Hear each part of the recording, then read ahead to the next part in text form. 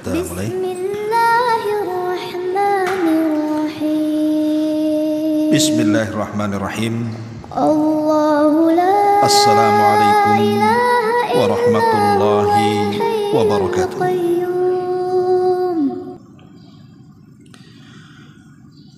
Alhamdulillah. Alhamdulillahi rabbil alamin.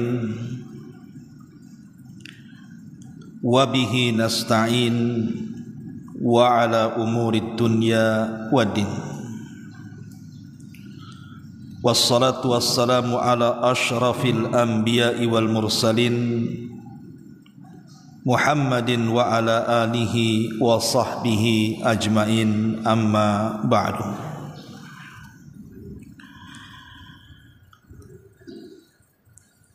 Ma'asyiral muslimat, ibu-ibu yang dimuliakan Allah Subhanahu wa taala, rahimakumullah. Alhamdulillah, di pagi menjelang siang ini, tentu dengan nikmat dan karunia yang Allah telah anugerahkan kepada kita, kita masih bisa diberikan nikmat oleh Allah Azza wa Jalla, terutama nikmat iman, nikmat Islam, dan nikmat bisa duduk di majelis ilmu. Kemudian salawat dan juga salam untuk keberkahan majelis di pagi menjelang siang ini kita haturkan kepada Rasul kita, qudwah kita dan uswah kita semuanya, Nabi besar Muhammad sallallahu alaihi wa ala alihi wasallam.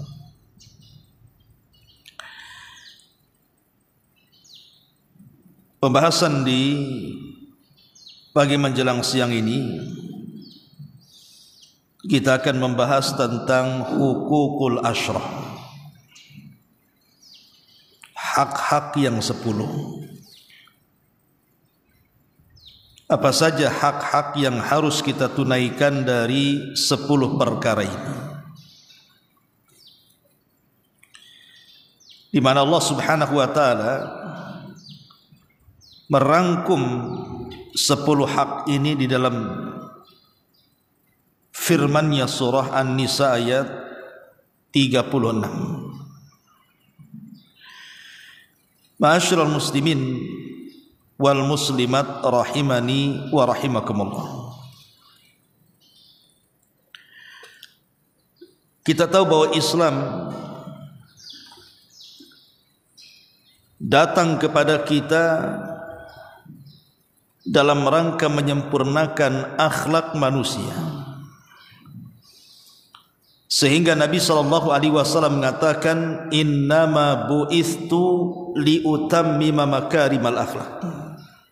Aku diutus untuk menyempurnakan akhlak manusia.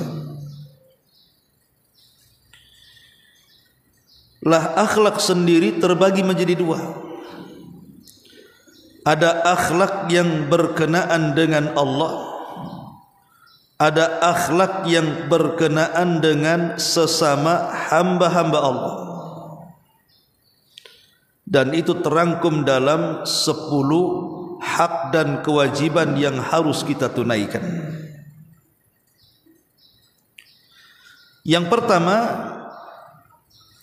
berkaitan dengan hak yang berkaitan dengan Allah, atau akhlak yang berkaitan dengan Allah Subhanahu wa taala.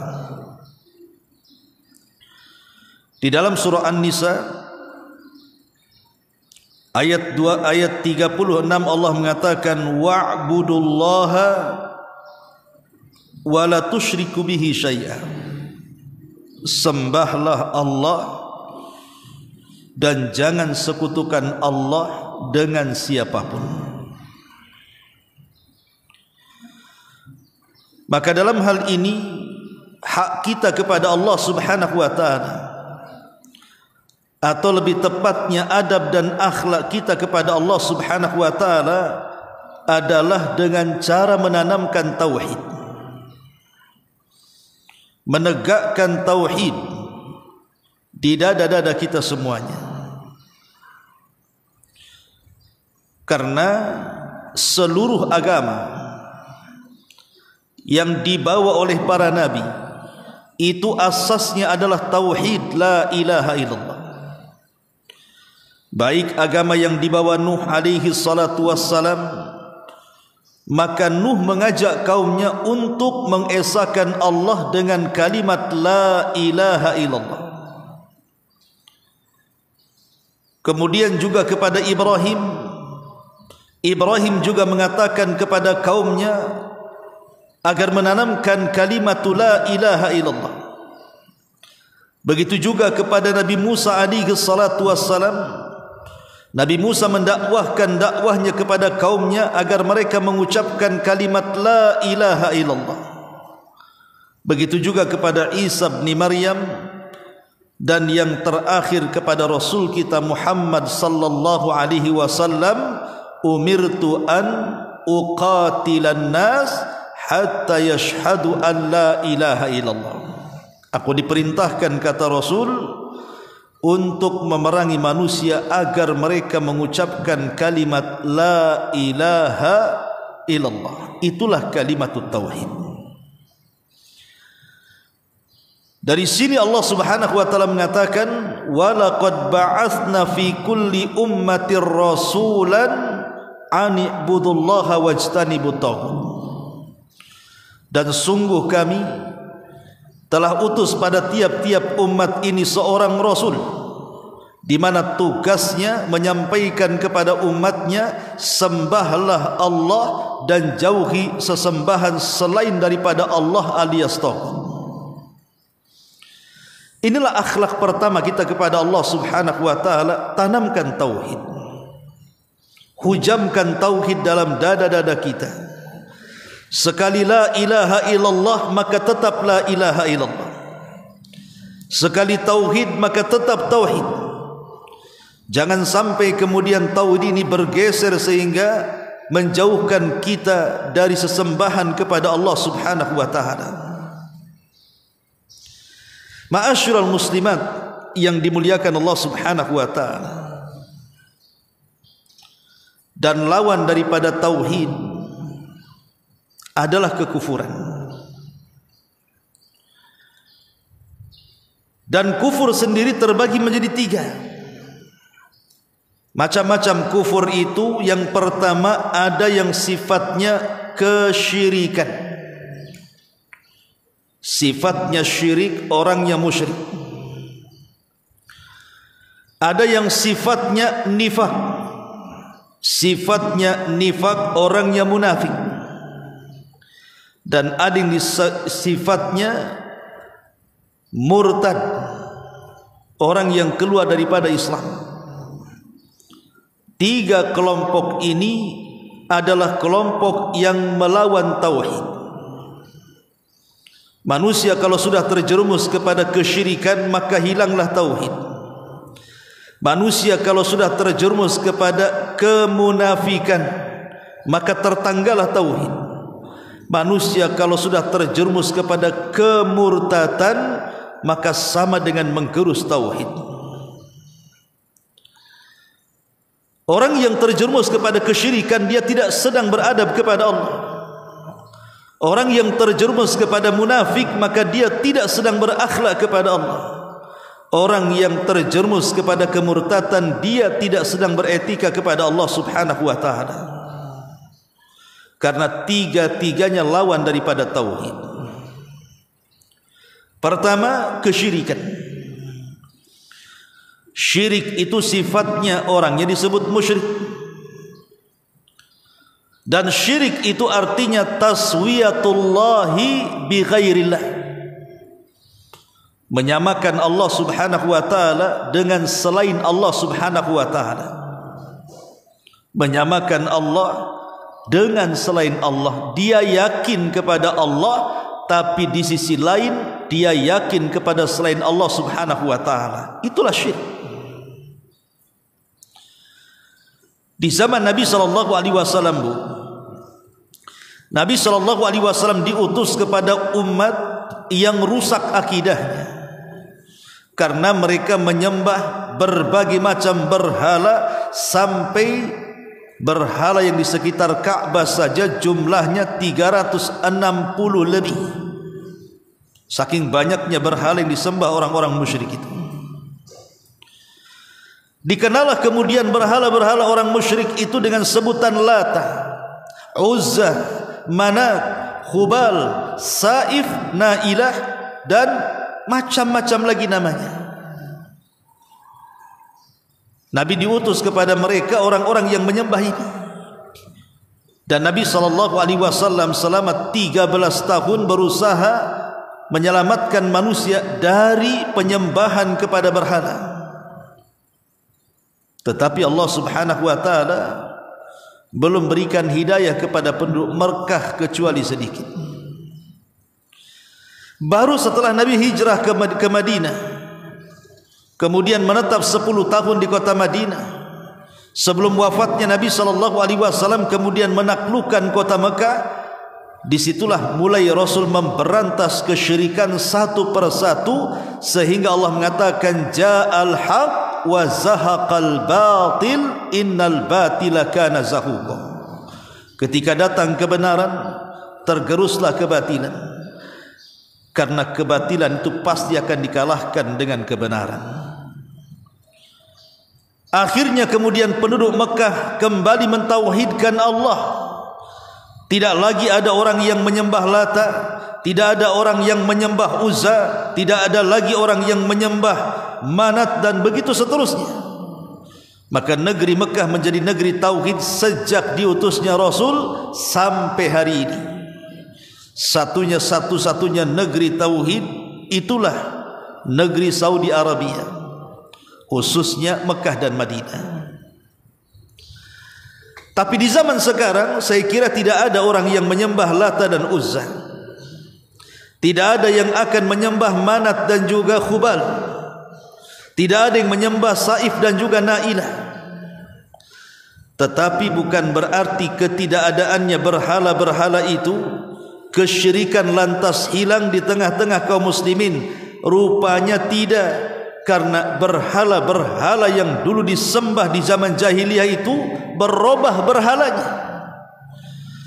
Boleh jadi dulu disebut Lata, sekarang disebut harta. Dulu disebut Hubal, sekarang mungkin disebut tahta. Boleh jadi mungkin dulu disebut Nailah, Saif dan yang semacamnya. Boleh jadi mungkin sekarang disebut wanita, ataupun mungkin pasangan hidup, dan begitu seterusnya.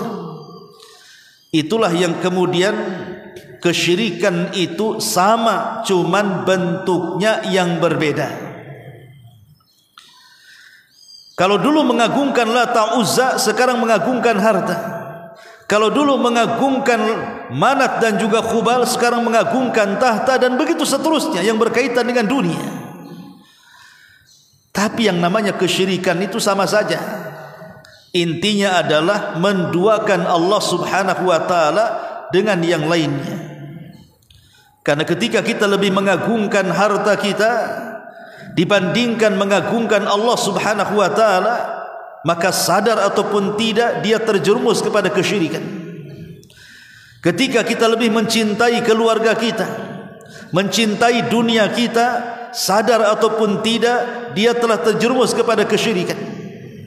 Ketika menanamkan perasaan takut kepada bos kita, takut kepada atasan kita, mau tidak mau dia terjerumus kepada kesyirikan.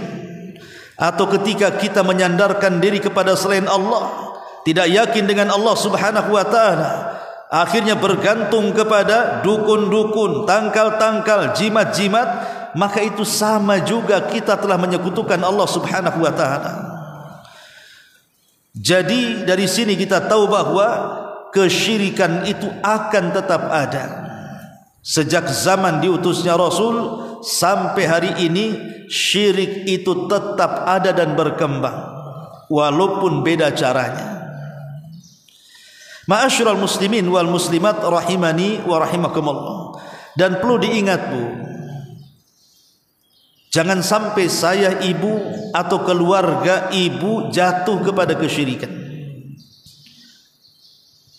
Lihat Luqmanul Hakim, saking takutnya kesyirikan ini, Sampai wasiat yang pertama dicantumkan dalam Al-Quran, ya bunayya la tusyrik billahi inna syirka la zulmun azim. Wahai anakku, jangan kau sekutukan Allah dengan yang lainnya, karena kesyirikan itu sezalim-zalimnya kezaliman. Maka saya nasihatkan, Bu, teruslah berhati-hati dari dosa yang sangat besar ini, yang kalau orang meninggal di atas kesyirikan dan jatuh kepada syirkul akbar, maka dipastikan dia rugi dunia dan akhirat, karena kalau dia masuk neraka dia tidak akan pernah keluar dari neraka, naudzubillah. Itulah dosa yang tidak akan diampuni selamanya. Ma'asyiral muslimat yang dimuliakan Allah Azza wa Jalla, lindungi keluarga dari kesyirikan. Tanamkan kepada keluarga kalimatul la ilaha illallah, supaya kita tidak terjerumus kepada dosa yang paling besar yang tidak akan diampuni selamanya. Ini yang pertama. Yang kedua adalah kenifakan ataupun orang yang disebut munafik. Munafik ini diambil daripada nafak. Nafak itu semacam gua yang memiliki dua pintu, pintu masuk dan pintu keluar, atau semacam terowongan di mana masuk sebelah kanan, keluar sebelah kiri. Karena orang munafik itu masuk Islam dengan lisannya, keluar dari Islam dengan hatinya. Makanya ulama membahasakan munafik itu adalah izharul Islam wa israrul kufri, menampakkan keislaman dan menyembunyikan kepada kekafiran. Munafik ini, Bu, terbagi menjadi dua. Ada nifak yang sampai kepada taraf mengeluarkan kita dari Islam, dan ini munafik yang berkaitan dengan keyakinan. Munafik yang berkaitan dengan keyakinan ini tadi dia menampakkan Islam dalam lahiriahnya, tapi menyembunyikan kekufuran dalam batiniahnya. Luarnya saja nampak Islam, tapi dalamnya penuh dengan kekufuran. Itulah yang banyak dilakukan orang-orang kafir untuk menghancurkan Islam dari dalam. Terkadang mereka mengutus orang cerdas, kemudian dimasukkan dan disusupkan ke dalam Islam, dipelajarinya oleh dia Quran, dipelajarinya oleh dia sunnah, kemudian dipertentangkanlah Quran di dalamnya, dipertentangkanlah sunnah di dalamnya, kemudian membuat kegaduhan dan kerancauan sehingga akhirnya membingungkan umat Islam. Itulah yang disebut dengan orientalis. Orang-orang yang pura-pura masuk ke dalam Islam tapi menghancurkan Islam dari dalam. Tapi di sana ada nifak yang disebut dengan nifak amal. Ini yang paling banyak. Seperti kalau dia bicara, dia suka dusta. Kalau dia sholat, dia malas-malas. Kalau dia berjanji, dia berkhianat. Kalau dia dititipi amanah, dia pun tidak mengerjakan amanah. Ataupun orang yang tajasus, mengorek-ngorek keburukan kaum muslimin, dan begitu seterusnya. Walaupun memang munafik amal ini tidak mengeluarkan kita dari Islam, tapi ini tangga kepada nifak akbar. Maka sebaiknya hindari sifat-sifat munafik ini. Kemudian yang ketiga, murtad. Murtad ini artinya orang yang tadinya Islam, kemudian keluar Islam, masuk kepada agama di luar daripada Islam. Entah dia masuk Nasrani, entah dia masuk Yahudi, entah masuk Hindu, Buddha, Konghucu dan yang semacamnya. Maka orang yang keluar dari Islam, orangnya disebut murtad. Dan orang murtad ini sangat bahaya sekali, karena bisa melepaskan keimanan dari badannya. Tapi murtad itu bukan hanya sekedar orang yang terang-terangan keluar dari Islam dan merubah KTP, Bu. Terkadang KTP-nya masih Islam, tapi dia tidak sadar kalau dia sudah tidak ada Islam. Seperti umpamanya dia meyakini bahwa agama itu semua sama, seperti yang diyakini orang-orang liberal, semua agama itu sama. Orang yang mengatakan semua agama sama itu bisa kufur, dia bisa murtad tanpa sadar. Ataupun orang yang mengatakan bahwa Islam ini agama yang hurriyah, bebas, membebaskan para penganutnya untuk memilih terserah dengan keyakinan yang ia yakini. Mau jadi Hindu ya silahkan, mau jadi Yahudi ya silahkan, mau jadi, membebaskan, terserah orang itu mau beragama apa saja. Maka keyakinan seperti ini juga tanpa sadar orang itu bisa murtad, atau berhukum kepada selain hukum Allah dan meyakini bahwa hukum selain hukum Allah itu lebih baik, lebih mulia, lebih agung dibandingkan Al-Quran dan Sunnah. Ini bisa murtad. Atau yang datang ke dukun kemudian meyakini apa yang dikatakan Mbah Dukun, kita bertanya kemudian meyakini apa yang difatwakan Mbah Dukun, walaupun dia ngaku masih Islam, dia tidak sadar itu bisa menjadikan dia murtad. Dan banyak lagi. Jadi murtad itu tidak mesti orang keluar dari Islam secara terang-terangan, maksudnya ya, bisa dengan keyakinan-keyakinan yang sadar ataupun tidak Islamnya telah batal, dengan menghina Al-Quran, dengan menghina Rasulullah, dengan menghina ayat-ayat Allah Subhanahu wa ta'ala, dan begitu seterusnya ya. Ma'asyiral muslimat yang dimuliakan Allah Subhanahu wa ta'ala, inilah 3 jenis kekufuran yang berkaitan dengan akhlak kita kepada Allah Subhanahu wa ta'ala. Maka kalau kita hendak berakhlak kepada Allah, tanamkan tauhid. Tanamkan tauhid, hindari kekufuran. Baik itu kufur kepada Allah Subhanahu wa ta'ala dan mempengaruhi imannya, seperti kesyirikan, kemunafikan dan kemurtadan, ataupun yang kedua yang disebut dengan kufur nikmat. Kufur nikmat tentu lebih bawah dibandingkan kufur sebelumnya. Secara tingkatan kufur nikmat tentu lebih ringan dibandingkan kufur-kufur sebelumnya. Tapi walaupun lebih ringan, kufur nikmat ini bisa menjadi tangga kepada kufur yang lebih besar dibandingkan yang pertama tadi. Lalu apa kufur nikmat itu? Para ulama mengatakan kufur nikmat itu artinya sitru ni'matillahi wa ya'malu bi mukhalafatil mun'im. Sitru ni'matillahi azza wa jal wa ya'malu bi mukhalafatil mun'im. Kata ulama, kufur nikmat itu menutup-nutupi bahwa nikmat itu datang dari Allah, atau melakukan sesuatu dengan nikmat yang Allah anugerahkan itu tidak seperti yang dikehendaki zat pemberi nikmat Allah Subhanahu wa ta'ala.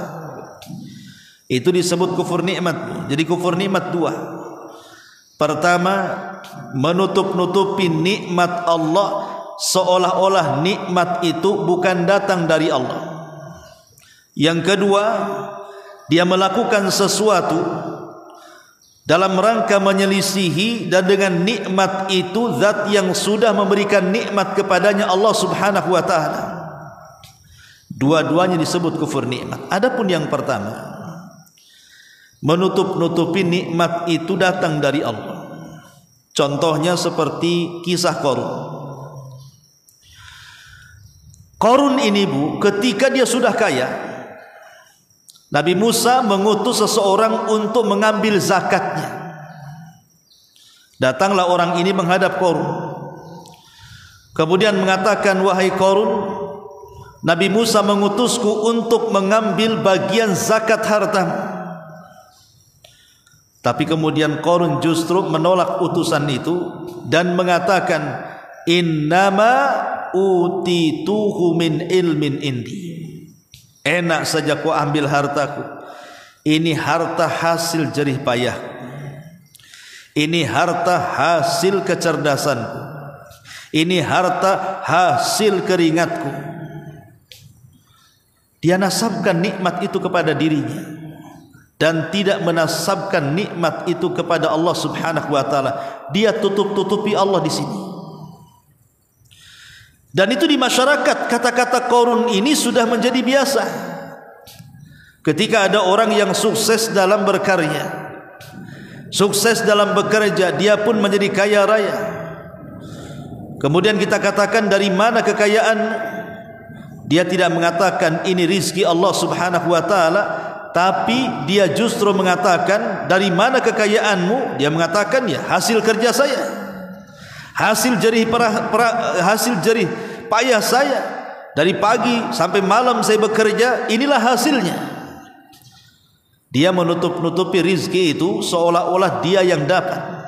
Harusnya dia tidak bicara seperti itu. Kalau dia berakhlak dan beradab kepada Allah, ketika ditanya dari mana harta kau dapat, harusnya dia mengatakan ini semua rizki dari Allah Subhanahu wa taala. Kalau dia bertanya lagi bagaimana caranya, kita katakan kerja. Jadi kerja itu cara, tapi nikmat itu datang dari Allah Subhanahu wa taala. Jangan sampai menutup-nutupi nikmat. Tidak boleh kita menutupi nikmat, karena apapun yang terjadi itu tidak lepas daripada campur tangan Allah kepada kita. Ma'asyiral muslimin wal muslimat rahimakumullah. Maka jangan seperti Qarun, tapi jadilah seperti Nabi Sulaiman. Ketika Nabi Sulaiman diberikan nikmat oleh Allah berupa kekayaan yang melimpah, kerajaan yang luas, diberikan mukjizat yang tidak diberikan kepada para nabi sebelum dan sesudahnya, mampu menundukkan angin, mampu menundukkan kalangan jin, mampu menundukkan hewan dan yang semacamnya. Tapi Nabi Sulaiman tidak pernah sombong seperti sombongnya Firaun, seperti sombongnya Namrud. Justru Nabi Sulaiman mengatakan, hadza min fadli rabbi liyabluwani aashkuru am akfur. Ini semua adalah karunia dari Allah. Allah sengaja menguji aku, kata Sulaiman, dengan karunia yang banyak ini, apakah aku bisa kufur ataukah aku bisa syukur.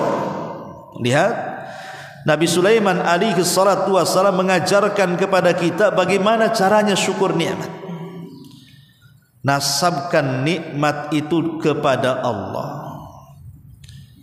Jangan menasabkan nikmat itu datang dari kita. Ya wajar saja saya kaya, saya ini loh kuliahnya tinggi, saya sudah doktor, sudah profesor, masa kere. Ya wajar saja saya kaya, saya kan menteri, saya kan pejabat. Ya wajar saja saya kaya, pendidikan saya tinggi sekali, pekerjaan saya mentereng, saya pilot, saya dokter spesialis, saya arsitek. Subhanallah. Kalau bukan karena Allah Subhanahu wa taala yang memberikan rizki kepada kita, itu tidak ada guna titel-titel itu. Karena yang namanya rizki, yang namanya jodoh, yang namanya maut, itu semua rahasia Allah. Betapa banyak orang-orang yang memiliki kecerdasan tinggi, kalau Allah tidak memberikan rizki, toh hidupnya juga susah belangsak juga. Tapi berapa banyak orang-orang yang tidak tinggi sekolahnya, mungkin pendidikannya juga terbatas, tapi kalau Allah mau memberikan rizki, jadi juga dia orang kaya. Karena rizki itu kuasa Allah Subhanahu wa ta'ala. Kita ini hanya disuruh untuk berusaha. Adapun yang memberikan kekayaan kepada kita itu Allah Subhanahu wa ta'ala. Karena rahasia kaya itu di tangan Allah, bukan di tangan kita. Maka jangan sampai menutup-nutupi nikmat yang Allah anugerahkan, nasabkan nikmat itu kepada pemiliknya, Allah Subhanahu wa taala. Karena banyak kata-kata di masyarakat ini terkadang tidak sadar itu bagian daripada kufur nikmat. Yang sering saya contohkan, ibu naik motor dari rumah ke Masjid Nidaul Ilmi, kemudian di tengah jalan ada mobil yang hampir menyerempet ibu, kemudian ibu hampir terjatuh. Kemudian yang dibonceng mengatakan kepada sopirnya, kalau bukan karena kepiawaian anti yang menyetir, tentu kita sudah terpelanting mati, itulah ketabrak lori, katanya. Lah, kok bisa keselamatan dinasabkan kepada sopir? Ini kalimat-kalimat seperti ini bentuk menutup-nutupi nikmat, Bu. Harusnya dia jangan ngomong begitu, tapi harusnya dia mengatakan, kalau bukan karena Allah, kemudian Umi yang nyetir, yang pandai, yang piawai, tentu kita sudah celaka. Begitu maksudnya. Karena menutup-nutupi nikmat itu bagian daripada kufur nikmat. Atau mengatakan kepada orang, kalau bukan karena bantuanku, kalau bukan karena modal yang aku berikan, kalau bukan karena aku tolong, kamu mungkin sudah jadi gembel di jalan. Kamu sudah mungkin keluar dari Batam, tidak tahan tinggal di sini. Kamu tidak akan berhasil. Nah, ini kan kalimat ini sering kita dengar di masyarakat, seolah-olah keberhasilan seseorang ditentukan oleh kita. Tidak, keberhasilan itu yang menentukan Allah. Kita ini hanya wasilah saja. Maka bahasanya dibetulkan dengan mengatakan, kalau bukan karena Allah kemudian bantuanku. Begitu maksudnya. Karena beradab sedikit kepada Allah itu penting. Walaupun kita yakin semua datang dari Allah, tapi kita dituntut berakhlak. Kita ngomong dengan manusia saja asal-asalan tersinggung, apalagi bicara tentang nikmat Allah Subhanahu wa taala. Ini yang pertama, namanya sitru ni'amillahi azza wajalla. Bagian daripada kufur nikmat itu menutup-nutupi nikmat, tidak dinasabkan kepada yang memberikan nikmat. Yang kedua, wa ya'mal bi mukhalafatil mun'im. Dia melakukan sesuatu dengan nikmat yang Allah anugerahkan itu untuk menyelisihi zat yang telah memberikan nikmat kepadanya. Diberi mata oleh Allah Azza wa Jal, tidak bersyukur, malah dilihatkan kepada yang diharamkan. Diberi telinga oleh Allah, tidak bersyukur, malah diperdengarkan kepada perkara-perkara yang memiliki dosa seperti ghibah, namimah dan yang semacamnya.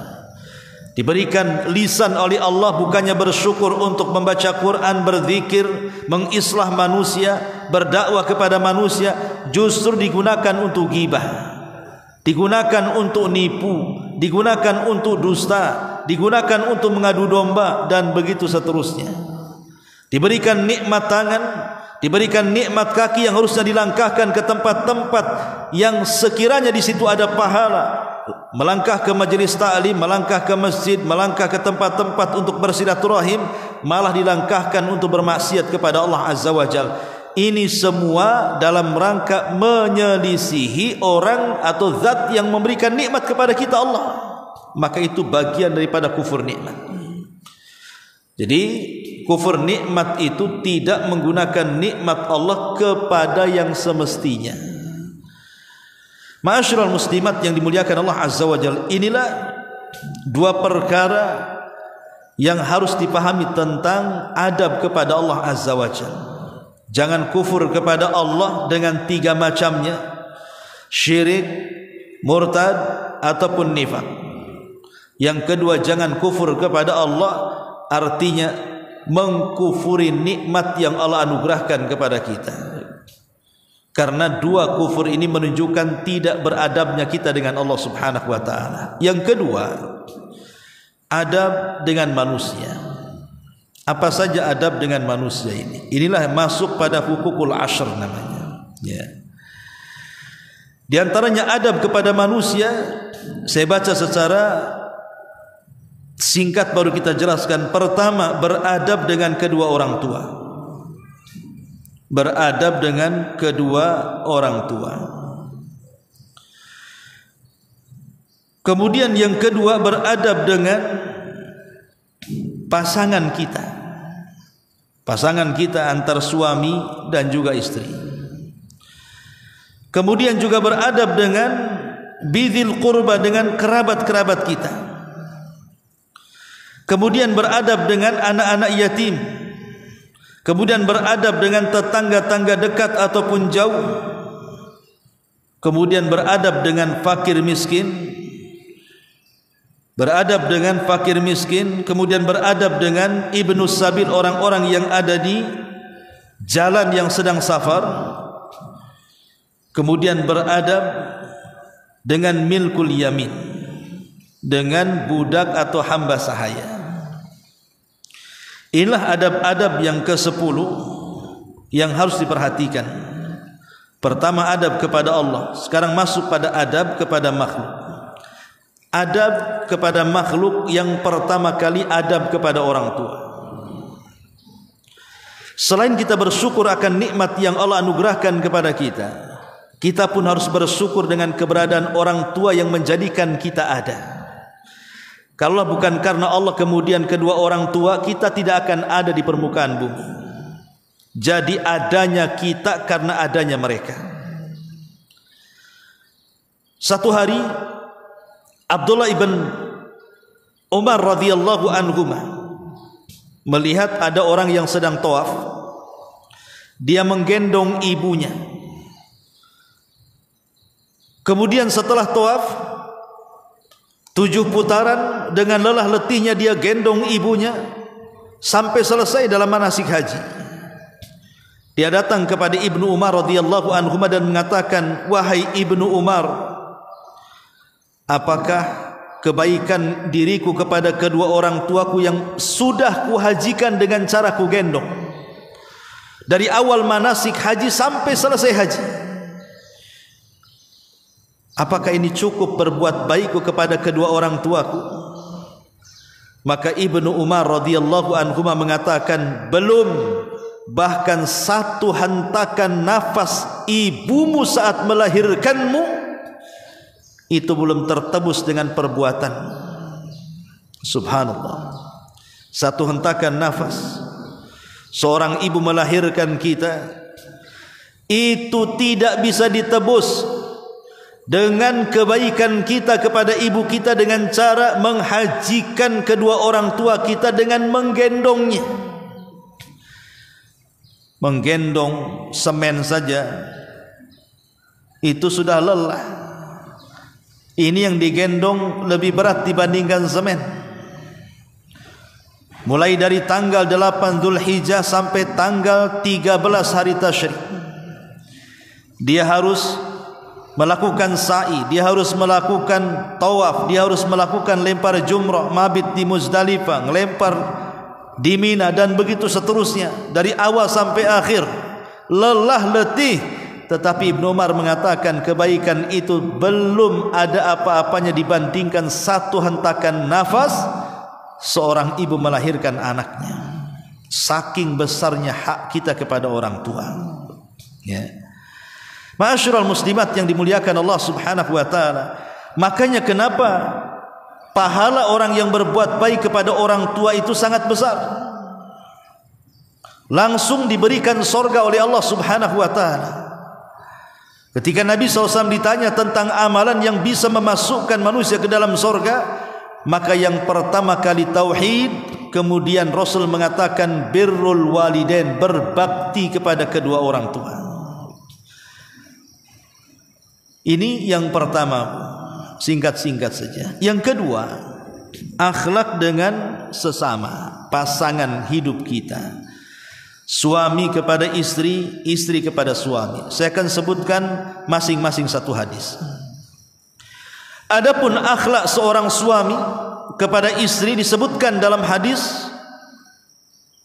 Kata Nabi SAW, "An tut'imaha idza ta'imta wa an taqsuha idza kasaita wa la tadribil wajha wa la tuqabbi wa la tajhur illa fil baiti."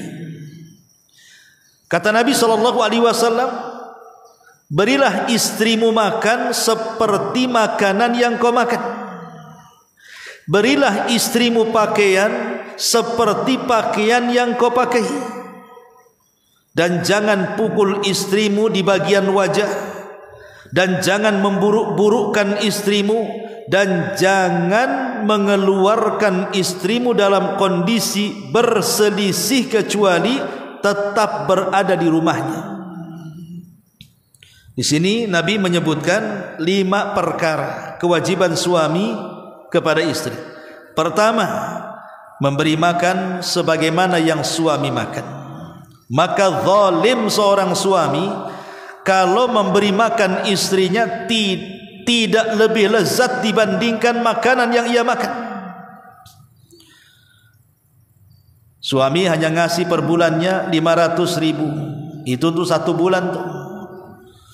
Dibagi 30 hari, ya dapatnya 3 teh, tahu tempe, teh satunya apa tuh? Toge. Nah itulah 3 teh ya. Tapi kalau dia pulang dari kerja, mampir pula dia ke nasi padang, istri tak tahu. Atau ngajak kawannya ditraktir pula lah di mana tuh? Warteg. Lauknya pula lebih lezat dibandingkan yang dimakan istrinya. Zalim. Suami yang seperti ini zalim. Ataupun yang kedua, memberi pakaian suami pula lebih mahal dibandingkan pakaian istri. Kalau suaminya mereknya branded, semua di atas 1 juta tuh pakaiannya, istri pula kemudian diberi pakaian yang biasa-biasa saja, yang harganya 100.000 dapat 5. Jadi kan 10 ribuan, bisalah ambil di luar tuh. Lah ini tidak boleh seperti itu, zalim suami kayak gitu itu. Karena harus memberikan pakaian sesuai dengan pakaian yang dipakai. Ini yang kedua. Yang ketiga, wala tadribil wajha, tidak boleh memukul wajah. Tidak boleh memukul wajah. Karena wajah itu bagian yang paling mahal bagi seorang wanita. Ratusan juta uang ibu itu terpasang di wajah. Gara-gara wajah itulah keluar macam-macam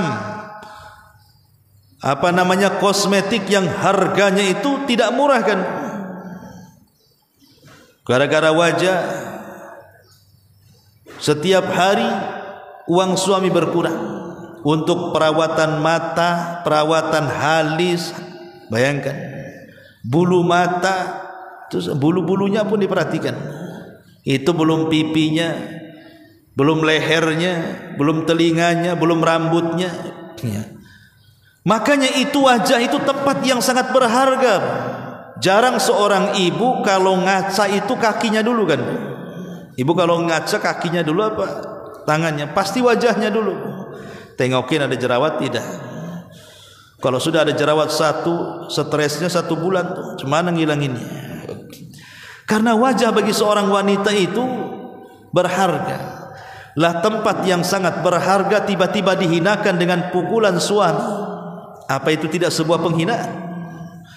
Makanya Rasul mengatakan jangan pukul wajah. Kalaupun harus memukul, cari areal selain wajah. Entah pahanya, entah betisnya kan itu. Dan itu pun tidak berbekas. Dan tidak boleh menyakiti dan menyiksa. Kemudian yang ketiga, yang keempat, wala tuqabbih, tidak boleh memburuk-burukkan. Karena terkadang ada seorang suami itu yang ketika bermasalah dengan istrinya, maka tidak ada bedanya dia dengan wanita. Dicaci maki istrinya, dicaci maki keluarganya. Nah, ini juga suami yang tidak beradab. Dan yang terakhir, wala tahjur illal fil bait. Kalau ada masalah jangan ngusir.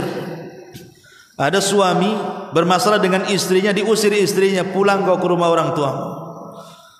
Bahkan saya pernah melihat ada orang rumah tangga bermasalah, Bu. Suaminya langsung beli koper di pasar, langsung dimasukkan pakaian istrinya, dilempar langsung ke teras. Pergi kau dari sini, kata. Nggak boleh, Bu. Ya, ini suami yang tidak berakhlak. Ini contoh hadis. Ya, banyak lagi kewajiban suami kepada sini, satu hadis saja karena waktu. Kemudian yang kedua, akhlak istri kepada suami. Saya sebutkan satu hadis juga. Nabi SAW mengatakan dari Muawiyah ibn Haidah radhiyallahu anhu, ketika seorang sahabat datang kepada Rasul, apa kewajiban kami istri-istri kami kepada suami itu? Maka Rasul mengatakan, idza nadhara ilaiha sarrathu. Pertama, kalau suami memandang istrinya, menyenangkan suaminya. Kalau suami memandang istrinya, menyenangkan hati suaminya. Betapa banyak suami yang sakit hatinya ketika istri memasang wajah yang tidak disukai suaminya. Maka pasanglah wajah yang jangan sampai menyakiti hati suaminya. Apalagi suami lagi lelah, letih bekerja gitu ya. Yang pulang ke rumah itu supaya kelelahan itu hilang dengan dihiburnya oleh pasangan rumahnya. Tapi betapa banyak suami yang pulang ke rumah bukan hilang penatnya, bertambah-tambah capeknya. Kenapa? Karena sudah lihat iblis di kantor, lihat setan pula di rumah. Ya. Jadinya kan penat, Bu. Maka jadilah Khadijah. Ketika Rasul ada masalah, kemudian Rasul memanggil-manggil Khadijah dan mengatakan, zammiluni, zammiluni, selimuti aku, selimuti aku. Maka Khadijah pun menghibur hati Rasul, menyelimutinya, kemudian mengatakan, wallahi la yuhzikallahu abada. Demi Allah, engkau tidak akan dihinakan sama sekali. Kemudian dihibur, engkau orang baik, engkau orang ini, engkau orang itu, dan begitu seterusnya. Idza nadhara ilaiha sarrathu. Termasuk juga sarrathu adalah dengan menjaga penampilan, menjaga gaya, ya, menjaga pelayanan. Macam mana suami supaya jangan sampai tidak suka dengan saya. Ini yang pertama. Kemudian yang kedua, wa idza amaraha ata'athu. Apabila suami memerintahkannya, dia pun taat. Kalau suami memerintahkan sesuatu, maka langsung taat. Jangan suami bilang A, ibu pula bilang B. Suami bilang B, ibu pula C. Suami bilang ke barat, ibu pula ke timur. Maka tidak boleh setelah mentaati perintah Allah, maka ada kewajiban ibu mentaati perintah suami. Kemudian yang ketiga kata Nabi SAW, wa in aqsama biha abarathu. Kalau suami bersumpah melarang sesuatu, maka harus ditaati larangannya. Kata suami, jangan pergi, ya diam di rumah. Jangan pergi, malah pergi. Jangan bergaul dengan si Anu, ya sudah, nggak usah bergaul dengan si Anu. Malah bergaul dengan si Anu. Jangan main HP, kata suami. Ya udah, taruh HP-nya. Malah sembunyi di kamar mandi main HP. Ini istri yang tidak taat nih dengan suami kayak gini nih. Jadi ciri-ciri istri yang taat itu, kalau suami melarang sesuatu, maka dia berhenti dari larangan itu. Jangan begini, ya jangan begini. Jangan begitu, ya jangan begitu. Kemudian yang keempat kata Nabi SAW, wa in ghaba anha hafizat fi malihi wa nafsiha. Ketika suami tidak ada, kata Rasul, entah safar, entah kerja, entah kemana, maka jaga kehormatannya. Dia ada suami, jangan memasukkan orang yang tidak disukai suami. Jaga harta suami, jangan dihambur-hamburkan. Mumpung suami tidak ada, akhirnya kemudian dihambur-hamburkan hartanya. Maka ini juga bukan bagian adab seorang istri kepada suami. Ini contoh dua hadis tentang hubungan suami istri. Kemudian yang ketiga, di antara adab yang diajarkan Nabi SAW adalah adab dengan tetangga. Tetangga ini Bu terbagi menjadi 3. Ada tetangga yang sekaligus dia kerabat. Yang kedua, ada tetangga tapi dia bukan kerabat. Ada tetangga itu, pertama ya saya ulangi, ada tetangga, dia tetangga kita, dia kerabat kita dan agamanya Islam. Yang kedua, ada tetangga, dia tetangga kita, agamanya Islam tapi bukan kerabat kita. Kemudian yang ketiga, ada tetangga, dia tetangga kita, dia bukan kerabat kita dan dia bukan muslim. Ini beda perlakuannya Bu. Pertama, kalau kita punya tetangga plus kerabat plus juga muslim, maka dia punya 3 hak. Pertama, hak bertetangga. Yang kedua, hak berkerabat. Dan hak seorang muslim. Yang kedua, kalau tetangganya bukan kerabat tapi dia tetangga dan muslim, maka dia memiliki 2 hak. Hak bertetangga dan hak seorang muslim. Kemudian yang ketiga, kalau dia bukan kerabat, bukan seorang muslim, tapi dia tetangga, tetap dia punya hak, namanya hak bertetangga. Contohnya wayamnaunal maun, jangan mencegah apapun dari benda-benda rumah kalau dipinjam kasih, walaupun dia bukan muslim. Dia datang ke ibu, pinjam rantang Bu, ibu kasih. Pinjam sendok, ibu kasih. Pinjam pisau, ibu kasih. Pinjam beras, ibu kasih. Pinjam garam, ibu kasih. Itu namanya hak kepada tetangga Bu. Karena Allah mengancam wayamnaunal maun, termasuk para pendusta agama adalah mencegah, tidak mau memberikan apa yang dipinjam tetangganya. Maka ini hak dengan tetangga. Gambarannya hak bertetangga itu adalah saling menghormati, baik tetangga kita muslim ataupun kafir. Saya contohkan 2 hadis Nabi SAW. Pertama, ada seorang laki-laki datang kepada Nabi SAW, kemudian bertanya kepada Rasul tentang seseorang yang dia salat malamnya tiap malam, kemudian puasa sunnahnya tiap hari, kemudian sedekahnya tiap waktu, kemudian berbuat baiknya tiap saat. Pokoknya sempurna seorang wanita ini. Tetapi satu hal yang kurang dari wanita ini, kata orang ini, ya Rasulullah, walakin tu'dhi jiranaha bilisaniha, tapi lisannya suka menyakiti hati tetangganya. Maka Rasul mengatakan, la khaira fiha hiya min ahlin nar. Orang itu tidak punya kebaikan walaupun solat malam tiap malam, walaupun puasa sunnah tiap hari, walaupun sedekah tiap saat, tetap tidak punya kebaikan. Dan wanita itu pantas masuk neraka. Maka berbuat baik kepada tetangga yang paling utama adalah menjaga lisan Bu ya. Jaga lisan. Lisan ini tak betulang. Kadang-kadang baru mendapatkan kabar tentang tetangganya langsung disebar. Kafa bil ithmi kadiban. Kafa bil mar'i ithman an yuhadditha bikulli masami. Kata Rasul, cukuplah orang itu membawa dosa banyak ketika dia menyambung lidah apapun yang didengar telinganya.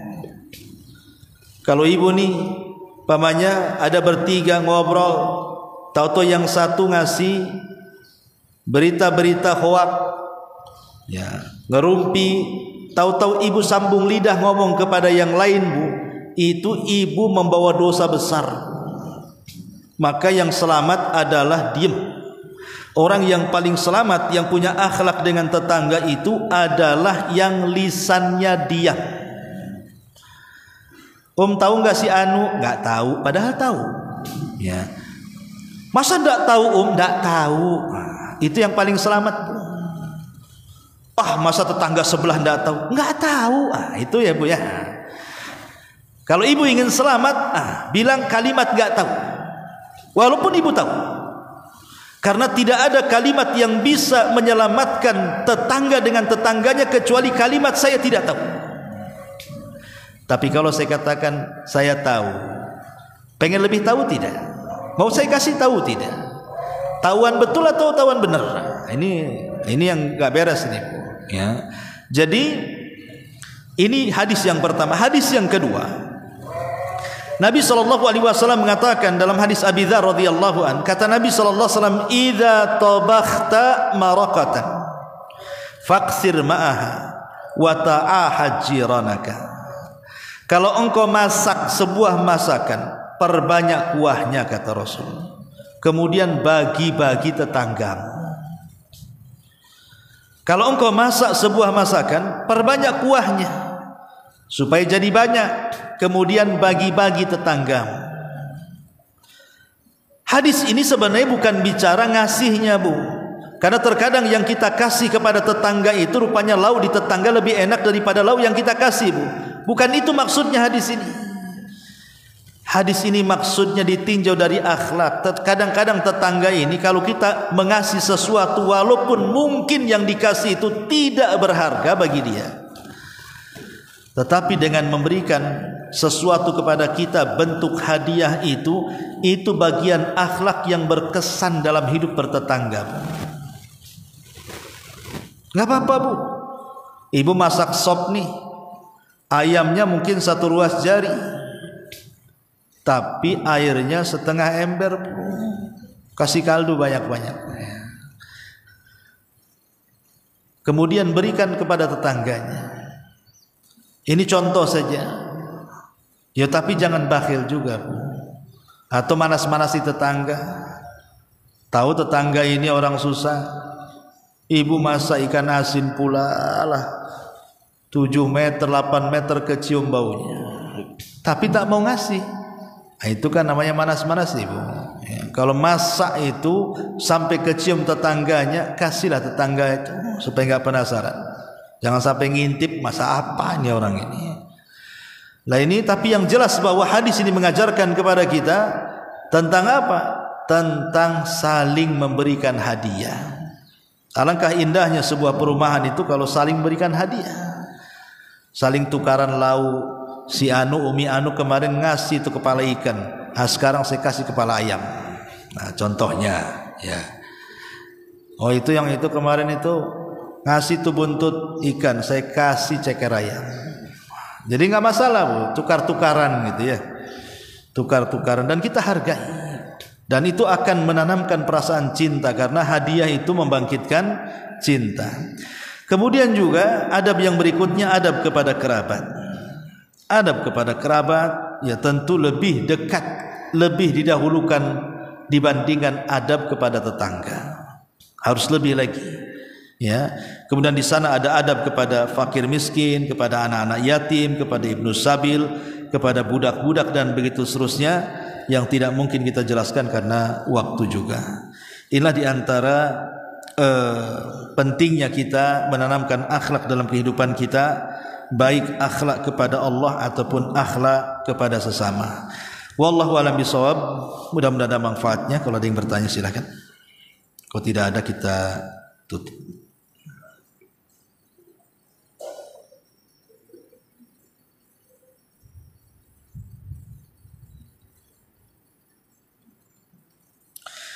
Taib, kalau kita ada kita tutup. Subhanakallahumma bihamdika asyhadu an la ilaha illa anta astaghfiruka wa atubu ilaik. Allahu taala alam. Assalamualaikum warahmatullahi wabarakatuh.